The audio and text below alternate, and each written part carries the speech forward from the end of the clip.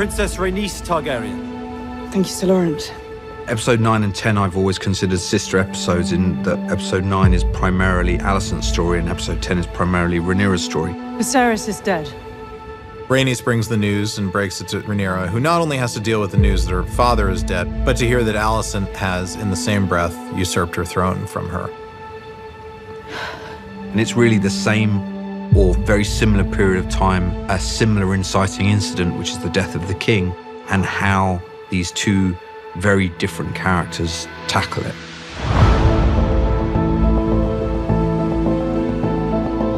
Just at the precipice of this moment where she might finally take her place in the thing that she has been trained to do all her life, it's taken from her seemingly without reason by her childhood friend, and I think that sends her into a chaotic spiral. And moreover, she's pregnant. The birth in 10 is a very different animal to the birth in 6. Rhaenyra has waited a lifetime for a letter, essentially, a letter that says, your father has passed, and so now it's you. And I mean, that's like a dominating prospect and expectation, and it finally comes, and she's in labor, and she's essentially, house-ridden. And I think there's a deep sense of injustice. The thing that she had always fought so hard against about being the mother, the feted mother, is exactly where she finds herself at the point where the most important conversations of her life are happening. This is really the theme that Miguel wanted, was war, the battlefield. And so she's at war with herself, with her own body. Whatever claim remains to me, you are now its heir. Naught is to be done but by my command. There's a lot of emotional complexity in terms of, this war that's starting without her and that's tearing her apart, literally tearing her apart.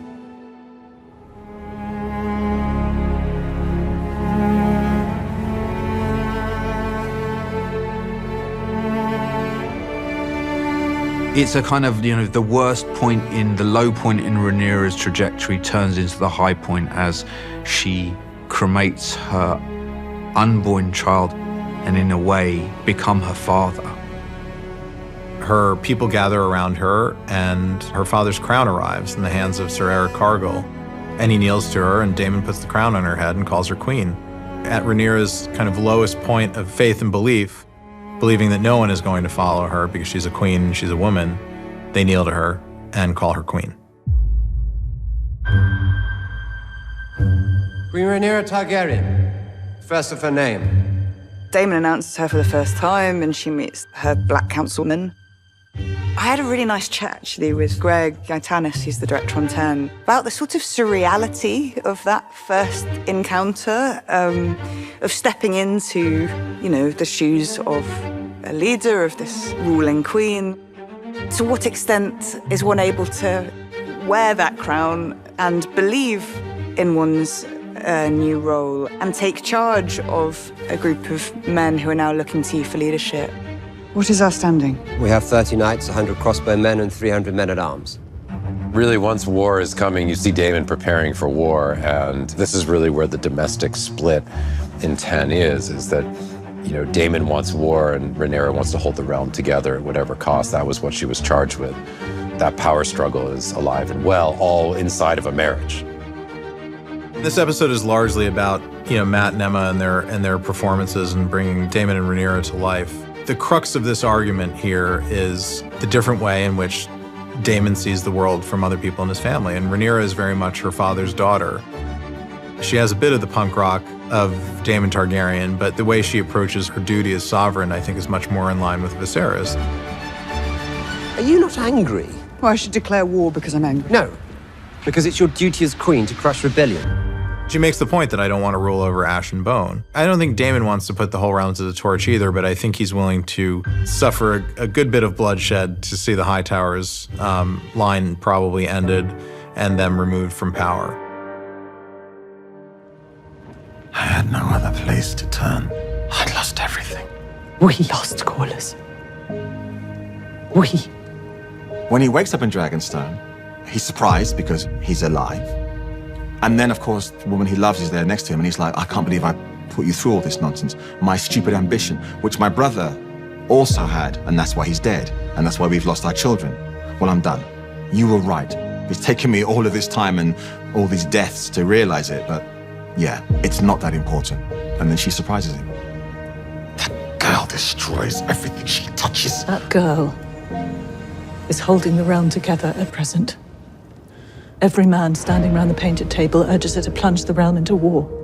Rhaenyra is the only one who's demonstrated restraint. She treads a very ambiguous pathway about whose team she's on. I think having suspected and hated Rhaenyra, she felt she had been responsible for her son's death. In the journey through episodes 9 and 10, she actually starts to see her as a person. Her allegiance, her heart shifts, so that by the end of episode 10, she steps in and she makes a decision to stand up and announce that she will go and get involved in the fight. I should take Maelys and patrol the gullet myself. If we're to have enough swords to surround King's Landing, we must first secure the support of Winterfell, the Eyrie, and Storm's End. I'll prepare the ravens, Your Grace. We should bear those mysteries. Dragons can fly faster than ravens, and they're more convincing. Send us. I think it's quite heartrending for Rhaenyra because she has to look at her boys and she has to start seeing them as men for the first time. I think despite her questions about motherhood, what she discovers in having children is that she gets to build a tribe of her own and actually finds a space where she feels free to be herself. And that's in this family unit that she builds. And I think sending her sons away is the start of the end of that stability.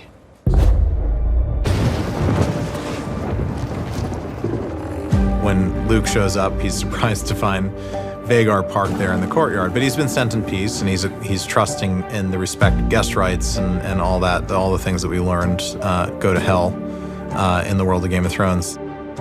It's really a bullying sequence, a torture sequence, a chase sequence where Luke is trying to escape. No real hope of Arrax fighting Vhagar and anything good happening at the end of that.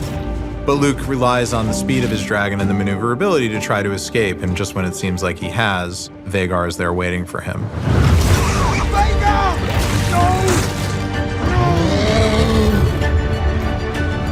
I think what you're seeing in that moment there is the last vestiges of the little boy that's left in Aemond, and maybe he was trying to scare Luke, but I don't think ultimately he intended to kill him. But now he's done it, and he has to decide whether or not he's going to own it in his travel back to King's Landing. Because obviously, if the usurping of the throne and them crowning Aegon in the Dragon Pit wasn't the start of the war, certainly killing one of the Queen's sons is.